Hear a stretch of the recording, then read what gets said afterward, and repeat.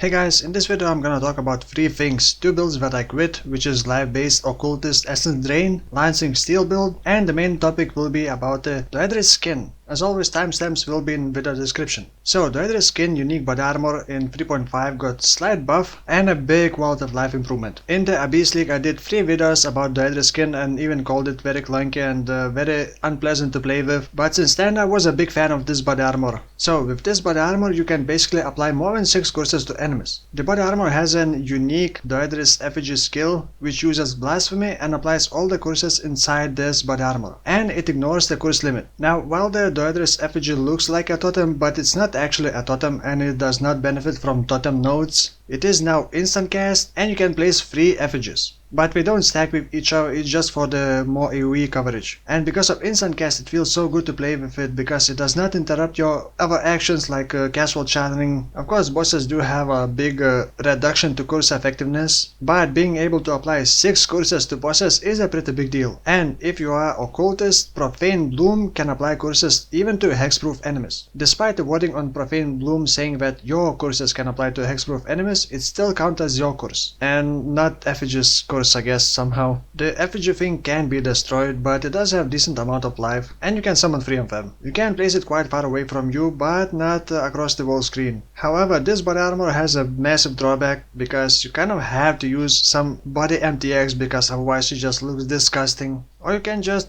not look at it, I guess.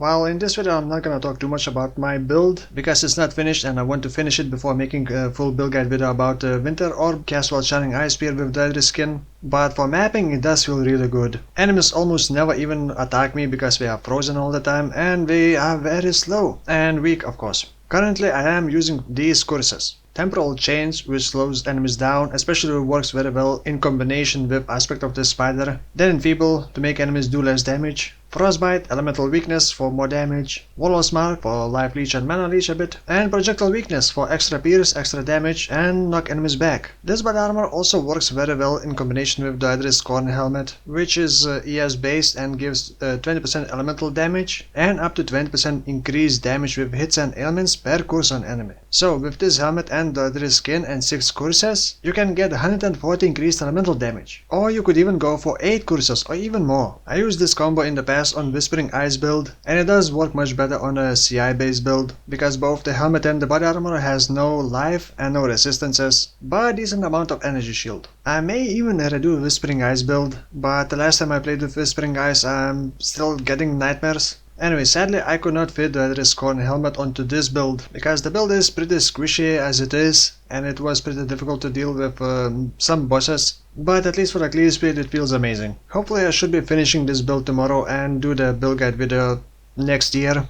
And on to the next topic, and another Occultist. I really want to play with Essence Drain because I haven't played it in a couple of years probably, and I just wanted to play with the iconic Contagion Essence Drain build since now we got new multiplier for non-ailment heals damage over time, and I must say the Essence Drain itself does pretty good damage now, but I was really annoyed by the Profane Bloom. Since I started an Occultist live based, I didn't really have any other options for this, and the Profane Bloom has 25% chance to make enemies explode on death if they are cursed by you, and this thing can mess up Contagion spread, which can make mapping much more clunker because you have to shoot Essence Drain multiple times, Contagion as well, and if you are not using GMP for Essence Drain with Pierce, then the clear speed is definitely suffering. It even felt better to just use Blight for the clear speed than the Contagion Essence Drain combo. And I did try to make a Essence Drain Contagion combo better by using a new mod, trigger a socketed spell when you use a skill and socket Contagion inside my weapon, and when I shoot Essence Drain it automatically applies Contagion, but it has 4-second cooldown. I even wasted all of my currency trying to craft cooldown and recovery speed boots, which I somehow managed to do, cooldown and recovery speed on belt as well. But cooldown and recovery speed items with other good mods are very expensive and the cooldown would be still above 3 seconds. But 3-second cooldown is just not enough. It does feel good when enemies are spread out a bit more, but then again the Profane Bloom just really pissed me off. If I were to do another Essence Drain, iconic Essence Drain Contagion build, I would go with Trickster probably.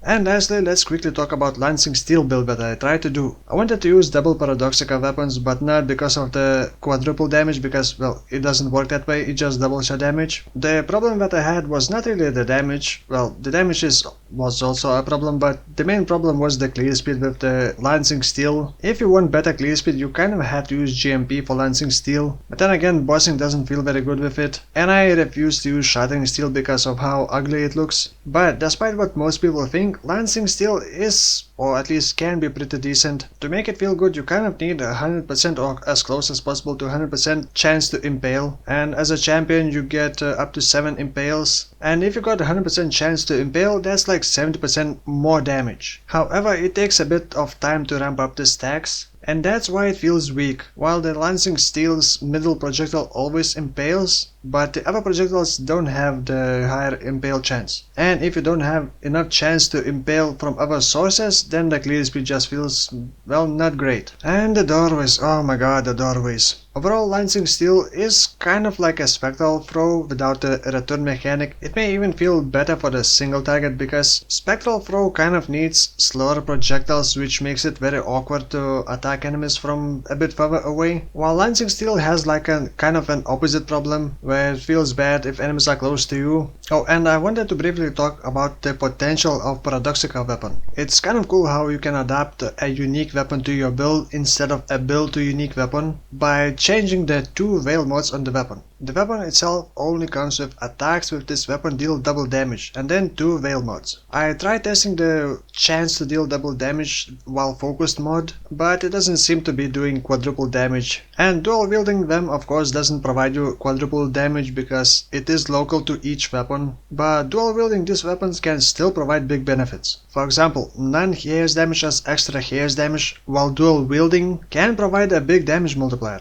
But I think the main way to scale Paradoxica is through the attack speed, well, crit chance of course, because crit is always better, and then a bunch of flat damage anywhere you can get. And I'm not talking about Lancing Steel, I'm talking it about in general. For example, Abyss's helmet on a crit build would do insane damage with this, obviously with a bunch of Abyss jewels. By the way, tooltip DPS is not accurate with these weapons because it does not account for deal double damage mod. And Path of Building still does not have this weapon, but you can still copy it from traits and paste in the Path of Building and just add 100% chance to deal double damage on one of the weapons. I will probably do another Paradoxica build, a proper build, without any Lancing Steel nonsense, but that is for the future. And that's gonna be it for now. I haven't planned the next build and I will most likely decide it tomorrow, and I will most likely be doing an extra long stream and meet New Year's on stream. I don't really want to promise that, but at least that is the plan. So if you're like me and got nothing better else to do during New Year's celebration, you can find me on Twitch. Links are in the description.